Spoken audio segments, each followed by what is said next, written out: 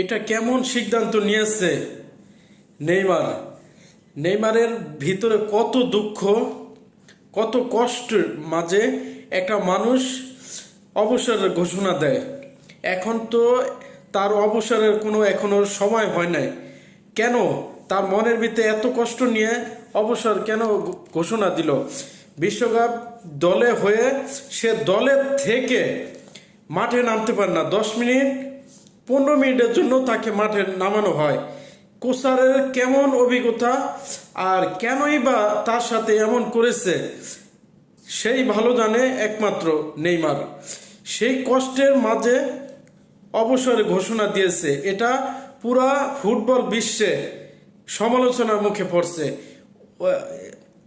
ওর ঘোষণার পর ব্রাজিলের প্রধানমন্ত্রী বলছে অবসর ভেঙে আবারও ফিরে আসুক।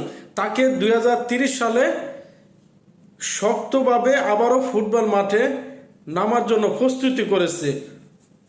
এদিকে পুরা জাতি, ব্রাজিলের যারা সাপোর্টার আছে তারাও দেখলাম ফেসবুক জুড়ে কান্না রুলস এবং সবার মন খারাপ। নেইমার কেন এত তাড়াতাড়ি বিদায় নিবে সবার মাঝ থেকে? ব্রাজিলের ভুলের কারণে এই ম্যাচটি কিন্তু হেরেছে। আমরা যতই খেলা দেখেছি, যতটুকু বুঝি, কিন্তু তাদের অনেকটা জয়ের বন্ধনে পৌঁছে যেতে পারত। কিছু কিছু জায়গায় ভুলের কারণে এই হারতে হয়েছে ব্রাজিলকে।